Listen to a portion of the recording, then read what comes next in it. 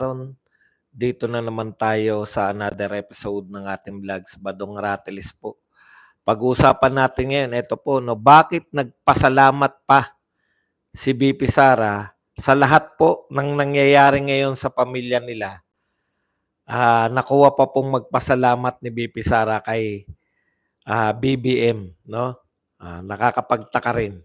Pag-uusapan din po natin, ito po, no, si Torre. Tuwan-tuwa po binalita, marami raw nagpapapicture sa kanya sa mall. Sikat ka na, Tore. Gustong palabasin niya na marami siyang sumusuporta sa kanya, di po ba? At ito po, naglabas po yung United States Trade Representative. Ito po yung nag-aaral, no, kung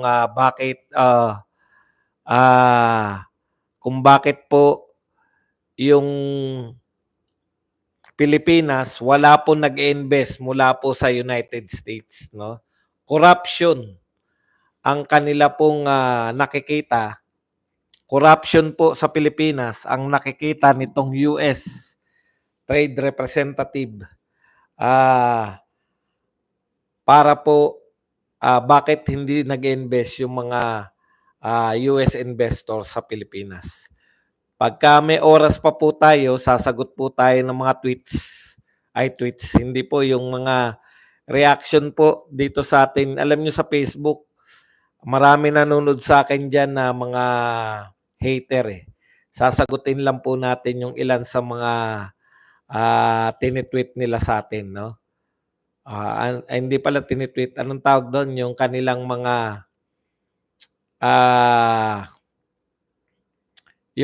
mga sinasabi sa atin, no? Reaction, negative comments, masarap po 'yan . Okay, yan po ang pag-uusapan natin, pero bago 'yan, kung bago ka pa lang dito sa ating channel, mag-subscribe ka na. Dahil ito lang ang tanging channel na may kinikilingan, may pinapanigan, una sa balita, uli sa impormasyon. Kaya ano pang hinihintay nyo? Pindot na, okay. Pag-usapan na po natin, no? Ito po, takang-taka ko kung bakit po sinasabi ni BP Sara Duterte, kahapon lang, no, sinabi niya na nagpapasalamat siya kay BBM sa mga ginawa niya sa tatay. Ito po, ibig sabihin yung pagpapakulong. Alam niyo, magaling talaga yung mga Duterte, no? Ganun po yung mga leader, no? Hindi po yan yung naghanap ng sisi. Lagi po silang nakakakita sa positive sa mga negative, no? Laging may natututunan, ganun po ang mga totoong leader. Ito po ang pahayag ni BP Sara. This really is ironic, but I have to thank Bongbong Marcos because there was forgiveness between me and PRRD for all that has happened in our lives. And we have a relationship now, a father-daughter relationship. Kung matatandaan nyo po, matagal pong panahon na si Sara Duterte ayaw, yung sinasabi ko nga matigas ang ulo, no? Bagamat wala po silang lantad na riff, yung nag-aaway ng harap-harapan, nakikita po natin na may kanya-kanya po silang kilos, lalo na sa politika, no? Nakikita po natin noong 2019, meron pong line-up si PRRD sa senatoriables. Meron din pong line-up yung hugpong ng pagbabago. Hugpong, no? Si BP Sara, under ni BP Sara. Tapos, yun pong 2022 mismo, di ba? Iba po yung direction nila . Si PRRD, gusto niyang tumakbo si BP Sara na presidente. In fact, pina-atras niya si Bongo. Pinaakyat niya pala. Hindi. Mali. Kaya po si Bongo, vice president ang pinatakbo. Tapos si Bato ay presidente. Kasi pagpa-file pa lang ni Bato, sabi niya anytime na gusto ni BP Sara na tumakbong presidente, mag-giveaway siya, di ba? Replacement. So kitang-kita po natin yan , yung riff na yan na mag-ama. At least sa politika, kahit hindi po sa personal, 'no?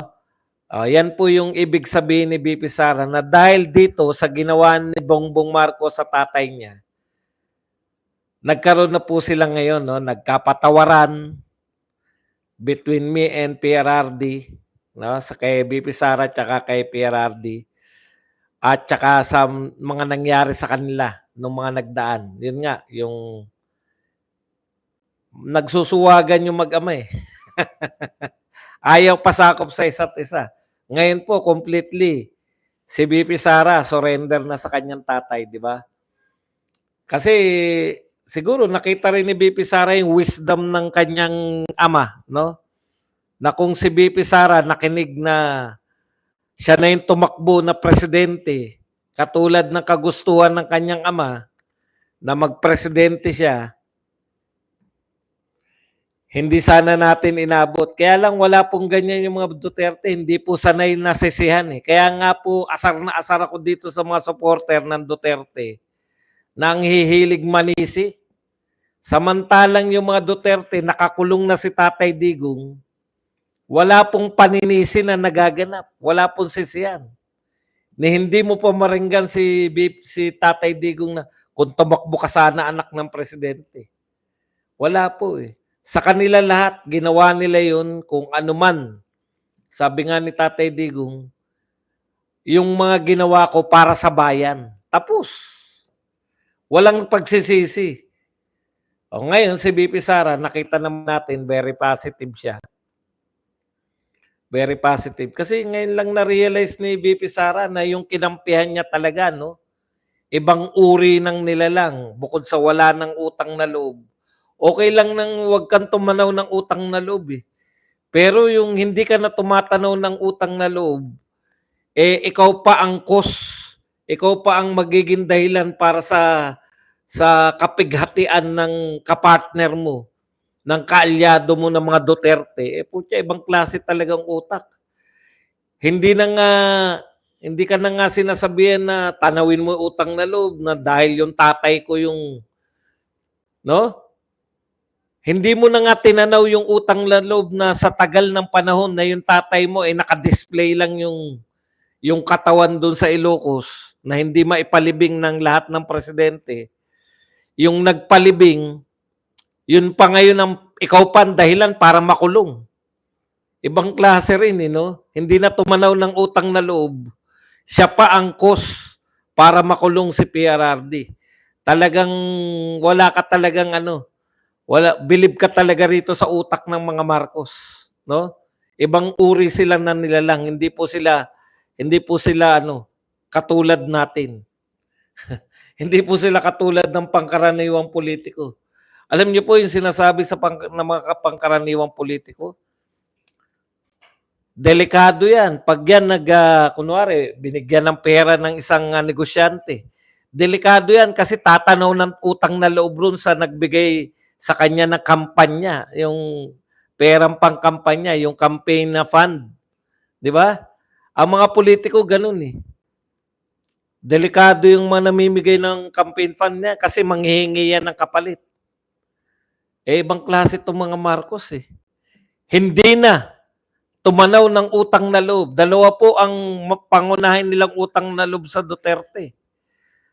Pinalibing si tatay niya, pinalibing yung tatay niyang Marcos Sr. At ikalawa, Duterte mismo, si Sara mismo ang nagpanalo. Hindi po sa amin galing yan. Kay Aimee po mismo nang galing yan. Kung wala ang mga Duterte, hindi mananalo ang mga Marcos. Huwag ka nang tumanaw ng utang na loob. Pero wag naman ikaw sana yung maging sanhi ng kasawian ng mga kapartner mo. Wag mo nang gantihan pala. Wag mo nang gantihan yung kabutihan. Hindi lang ginantihan, eh. Talagang ibang uri po talaga. Pero ganun pa man, nakakita pa rin po ng positive.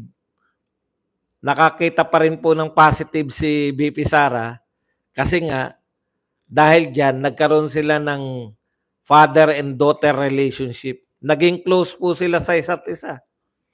Dati may natatandaan pa ako na ano, no, na yung I will not give light, no, to the PDP laban na candidates anymore. 'Di ba? Yung sa 2022 ayaw niya nang makialam sa partido ng tatay niya. Ngayon, all out support po si VP Sara. All out support na kay Tatay Digong. Yung ganun din yung ama sa anak. Hindi, si Tatay Digong naman, hindi naman nawala yung suporta niya kay VP Sara eh. In fact, tatakbo na si Bongo na Vice President eh. Nung nag-file po si VP Sara ng Vice President, pinaatras niya si Bongo para magpresidente pero umatras din. Anyways, ganyan talaga buhay. Tapos na po yan, pero nakakita pa rin po yung mga Duterte, sabi ni VP Sara, nagpapasalamat pa rin siya kasi naging close yung mag-ama eh. Biruin mo, araw-araw sila nagkikita noon. Noon, tanungin mo, nung hindi pa nag-aaway-aaway, hindi kami nagkikita, hindi kami nagkakausap, laging ganun. Ngayon, araw-araw may update si VP Sara galing kay Tatay Digong. Halos araw-araw. Okay, punta na po tayo rito sa dito po kay Torre, no? Nakakatuwa po yung gustong palabasin ni Torre na hindi totoo yung pinalalabas na siya yung most hated, no? Ito po ang sinabi ni Torre. Bakit marami ang nagpapapicture sa akin? Kita niyo naman, ha? Dinala ko ang 3 anak ko sa isang mall. Magkakasama kami at pinag-mall ko sila eh. Bakit marami namang nagpapapicture sa akin? Hindi, lakas ng wifi ko eh. Malakas ang wifi ko kaya lang hindi ko na-connecta, naka-data pala ako kasi lumabas ako kanina eh. Naka-data po ako. Kaya hindi ko po na sa wifi. Paki-1 lang po, paki-1. Mag-1 lang po tayo para bago tayo tumuloy.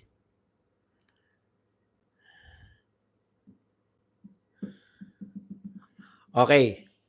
Pasensya na po kayo kasi kanina lumabas ako, naglalakad ako eh. Siyempre naka-data ka. Hindi ko pala natanggal yung data. Kaya sayang naman yung ating talakayan. Yan yung nakakainis eh, no? Yung sa kainitan ka ng eh. Okay. Alam nyo po, okay naman yung sinasabi ni Torre, no? Pero hindi po ibig sabihin na hindi kayo motivated. Kasi kahit ikaw DDS, ang ibig sabihin lang po niyan, General Torre, kayo po ay sikat, no? Sikat po kayo. Pero hindi po ibig sabihin na natutuwa po sa inyo lahat. Tandaan po ninyo, very, very polarized po. Very polarized pa rin ang Pilipinas ngayon na maka-Marcos at saka maka-Duterte. Kaya nga po straightan ang laban eh. Very polarized po tayo. Marami po talaga. Kung mga BBM supporter po, magpapapicture sa inyo. Yung mga Duterte supporter naman po, pwede rin po magpapicture sa inyo. Pero hindi po sukatan nyo na nagpapicture sa inyo ay supporter nyo na. Magkaiba po yun. Ako, kahit si Jaworski, kahit hindi ko gusto si Jaworski, pag nakita ko si Jaworski, magpapapicture ako eh. Floyd Mayweather, makapakyaw ako eh. Pag nakita ko sa mall si Floyd Mayweather, tiniti ako, magpapapicture ako eh. Magsiselfie kami. Ganun lang po ibig sabihin nun. Hindi po ibig sabihin nun na kayo po ay kinagigiliwan.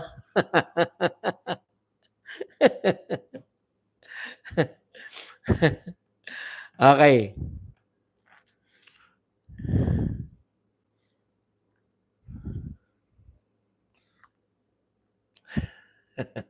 Alam mo, Jo Marie, hindi ka naintindihan kung ano yung gusto mong palabasin. Maging malinaw ka sa pag-ano. Kumusta daw yung nagpaplano, pahinga na kayo, ang tandaan nyo na. Wala nakakaunawa sa gusto mong palabasin. Be precise. Kung galit ka, sabihin mo kung ba. Okay, punta po tayo rito. No? Ayan palang dahilan. Nagsalita na po itong Office of the U.S. Trade Representative, no? at nag-report po kay Donald Trump. In its 2025 National Trade Estimate report to US President Donald Trump and Congress, the USTR o yung United States Trade Representative said corruption is pervasive and long-standing problem that US businesses have to deal with the Philippines. So, sila po nagre-rekomenda sa mga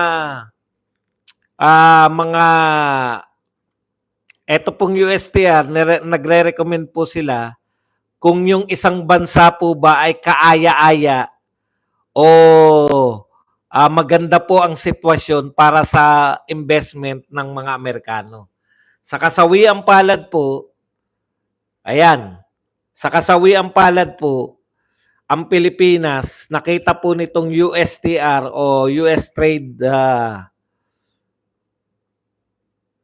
Representative na hindi po kaiga-igaya, hindi po magandang mag-invest ang mga investor na mga Amerikano dahil sa corruption.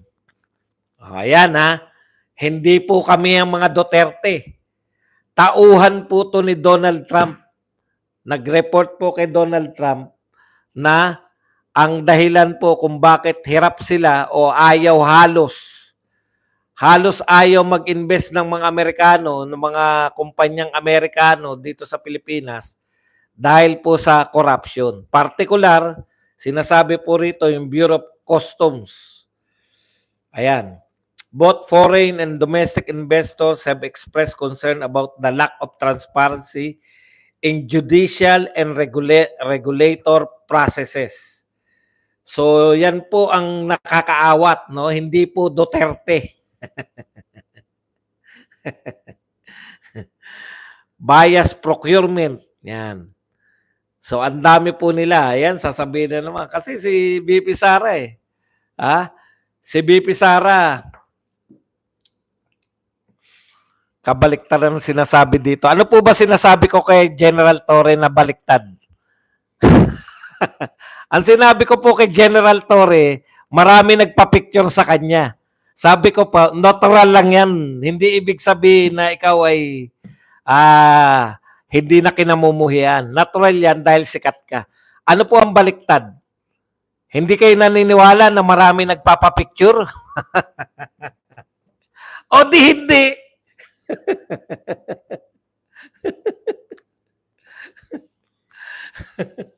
Baliktad daw sinasabi ko. O di wala na nagpapapicture.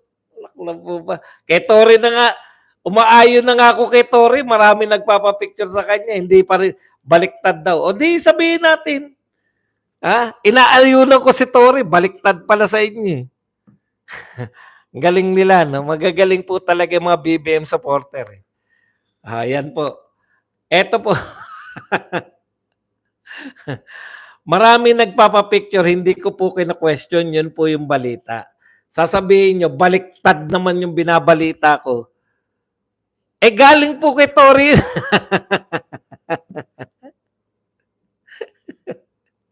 Binasa ko po yung sinabi ni Torre, marami raw nagpapapicture sa kanya. Baliktad daw. Ano magagawa natin? Talaga mga utak biyak talaga Yan po talaga nahihitan ninyo para saka si Torre po baliktad.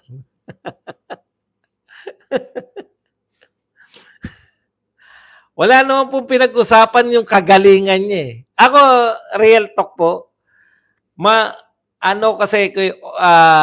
ako kasi ang tao na, anong tawag dito? Yung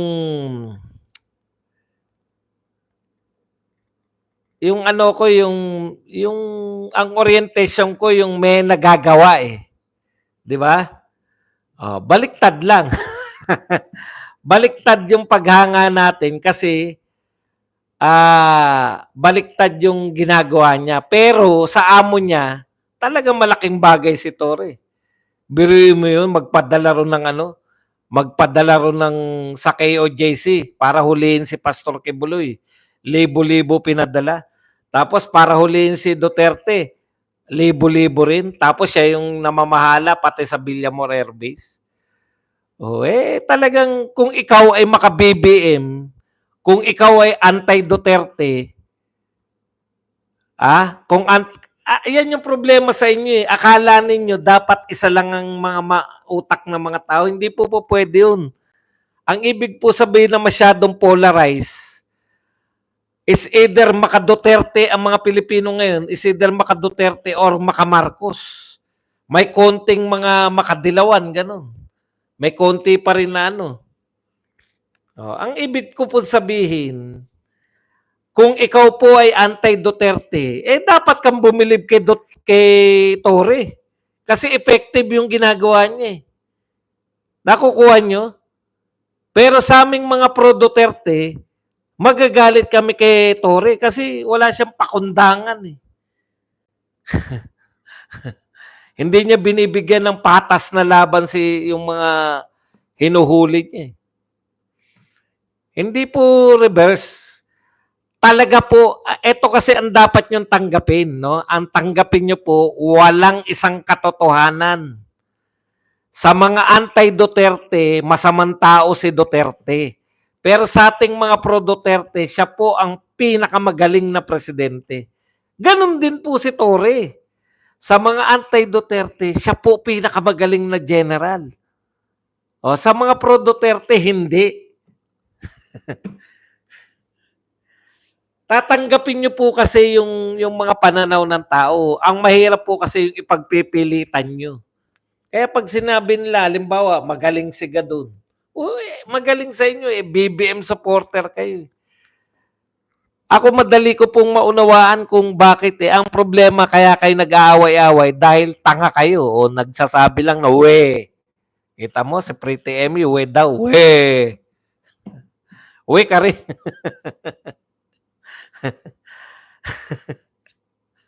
Ang reality po ng mundo, dalawa po ang pananaw. Pag pro-Duterte ka, pinakamagaling na presidente si Duterte. Pag anti-Duterte ka, si Duterte ang pinakamasamang tao. O tama ba, di ba? Sino ba pinakamasamang tao sa mga anti-Duterte? Si Duterte. Kung kanino lang po kayo kakampi.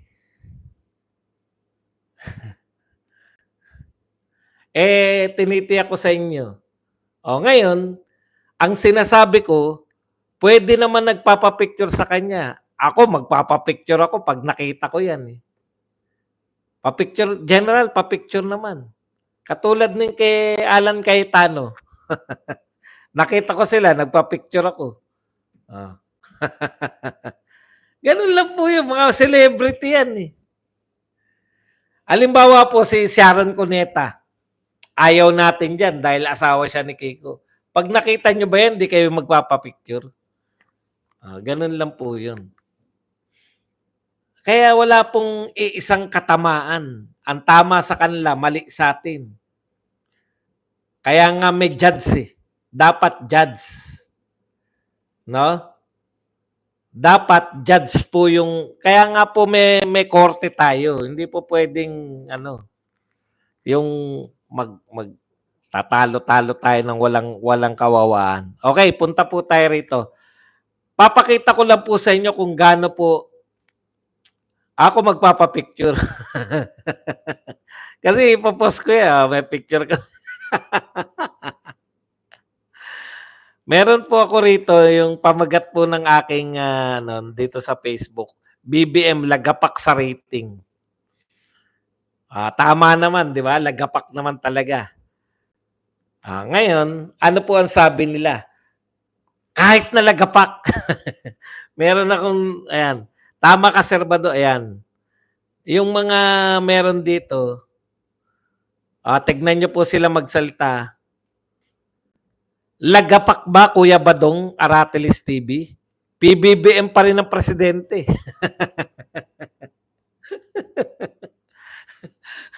Nakakaawa, no? Inaamin nila ng lagapak sa rating. Kasi survey yan, di naman ating survey yan. Lagapak na si BBM, ang ano pa rin nila, kahit na lagapak, siya pa rin naman ang presidente. Ano koneksyon? Sa kanila okay na, eh, 'no? Okay na basta yung kumbaga yung consolation prize, kayo mahilig magkumpara kay Duterte, 'di ba? Oo, ako po, hindi po ako pekeng tao, magpapa-picture talaga ako 'pag nakita ko. Pero iba yung purpose ko na magpapa-picture.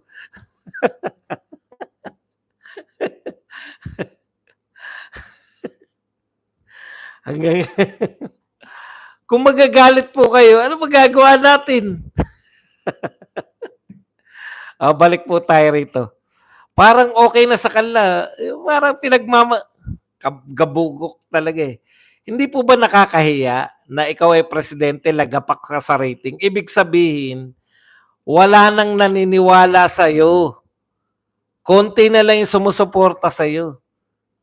Ang sinasabi nila, ang sabi po nila, neto, wag na natin pangalanan. Ang sabi niya, lagapak nga. PBBM pa rin ng presidente, sabay may emoji na tumatawa. Sa kanila, okay lang. Kahit na bagsak na yung rating, wala nang kahihiyan, eh, no? Tinanggap na nila. Eh, ano naman ngayon? Basta presidente pa rin. Ano po achievement, no? Lagapak na. Okay pa rin sa inyo dahil ito sabi niya pa. Mayroon ibang tao naman to. Problemahin mo si Inday, paano maging presidente? Si BBM nating to lose dahil isang term lang naman ng presidente, mataas man o mababa, matatapos niya term niya. Hindi po yun. Proud kayo na na yung presidente niyo halos wala na naniniwala, halos wala na sumusuporta. Proud pa rin kayo. Napaka no. Yan yung mga tao na lumalahok lang sa kompetisyon, makalahok lang. Hindi nila intensyon na manalo. Yung okay lang sa kanila, kahit kulelat, nakasali naman. Anong uri kayo nila lang, no? Ba't pa sa kayo sumali kung wala kayong ini-aim? Kaya po ganyan, eh, no? Tignan niyo po. Yung amo kasi nila, wala naman pong achievement na may pagmamalaki. Kaya binaba na rin nila yung expectation nila. Kita nyo ngayon, wala na nangangantyaw sa mga achievement ni Tatay Digong. Di ba? Meron ba sila niyan? Kasi alam nila, hindi pala matutuloy. Pag naghukay, halimbawa, yung groundbreaking ng mga ospital. Naisip ba ni Tatay Digong yan? Hindi talaga maiisip ni Tatay Digong. Dahil si Tatay Digong, panay trabaho, hindi nag-iisip. Kayo panay-iisip, eh. Bumaba na masyado yung anong tawag doon, yung lowering expectation. Ang baba-baba na ng expectation ng BBM supporters. Ang gusto na lang nila makasurvive si BBM. Kawawa naman kayo. Wala na yung umunlad ng Pilipinas. Si BBM ang makakapag-unlad. Wala na, eh. Wala na po sila sa ganun. Ang pinagmamalaki lang nila, makakasurvive. Ang baba ng standard ng pamumuno, no? Parang hindi ko talaga makuha. Kahit walang ginagawa, at least nariyan siya. At least naging presidente siya. Si Sara nyo, problemahin nyo kung paano magiging presidente. Hay nako. Masyadong ambaba na ng standard. Makasurvive lang. Presidente pa rin siya, di ba?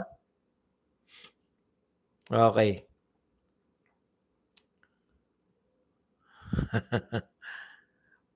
Nakakaawa kasi, ito pa isa.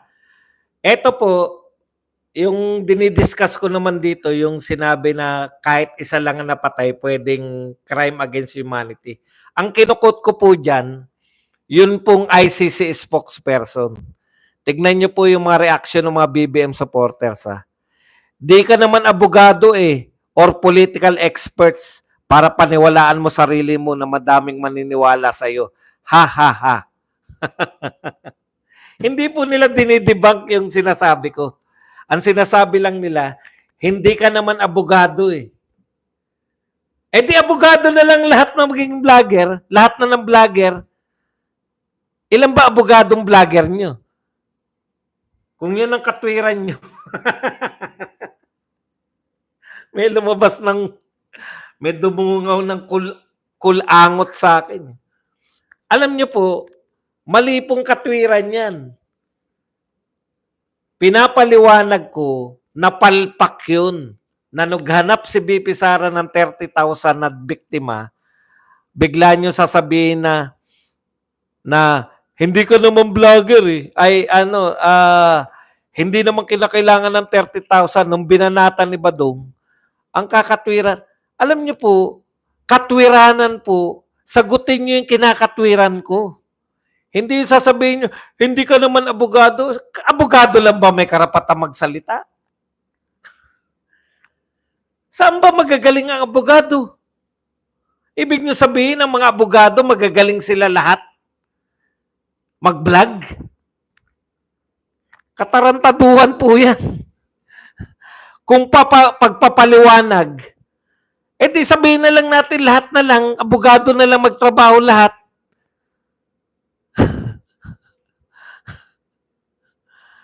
Di kayo din yung BBM din, yung tumuturbo na turbuhan na yan na lang ang panonoorin nyo. Kasi hindi naman abogado si Jared, hindi naman abogado si yung iba po nyo pa, si Ninyo.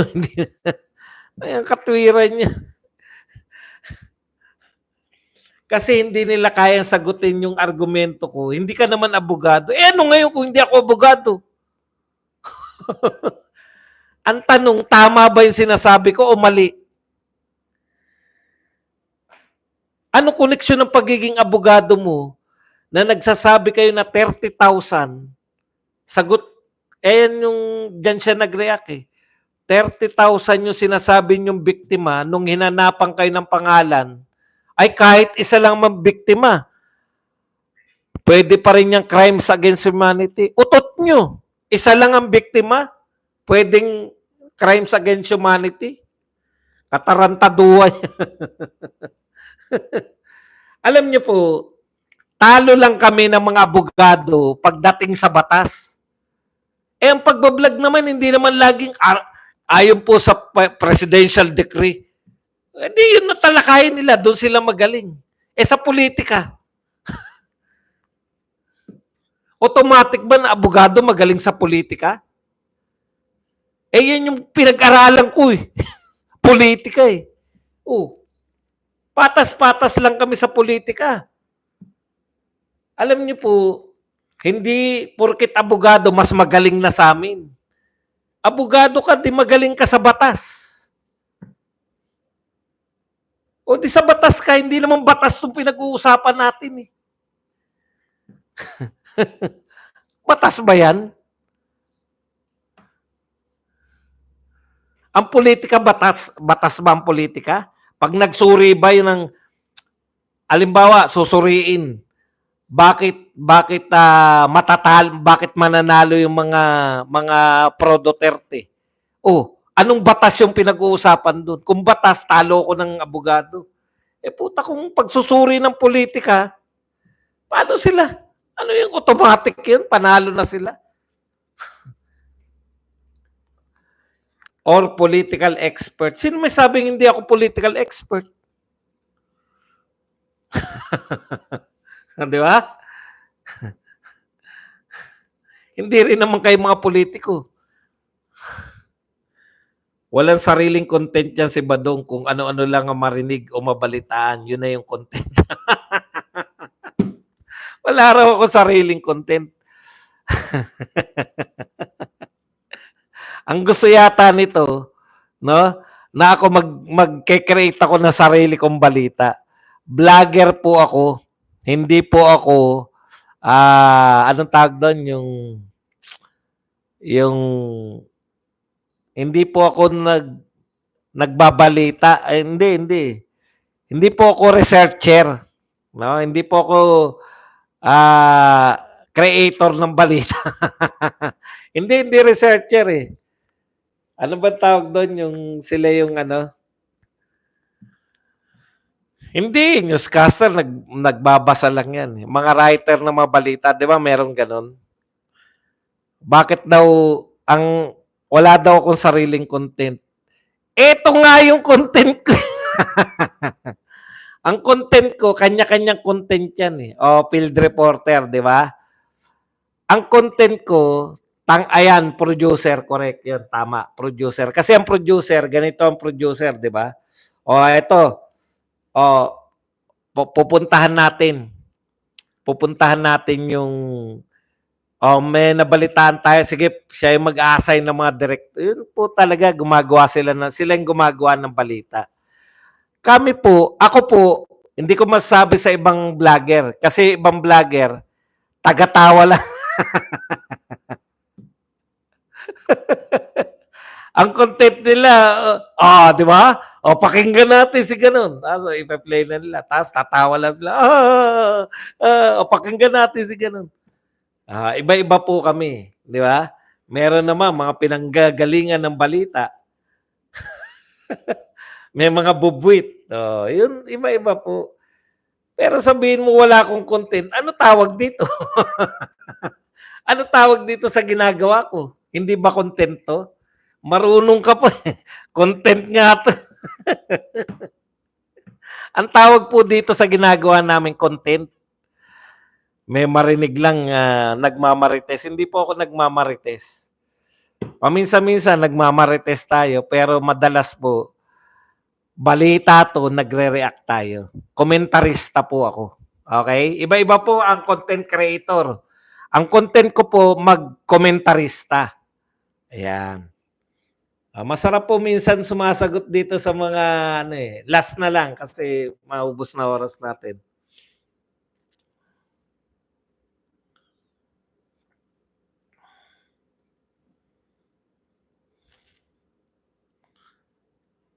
Bobong Badong, ang tataas ng survey ng PTV Laban survey ng mga kasama mo na puro fake news.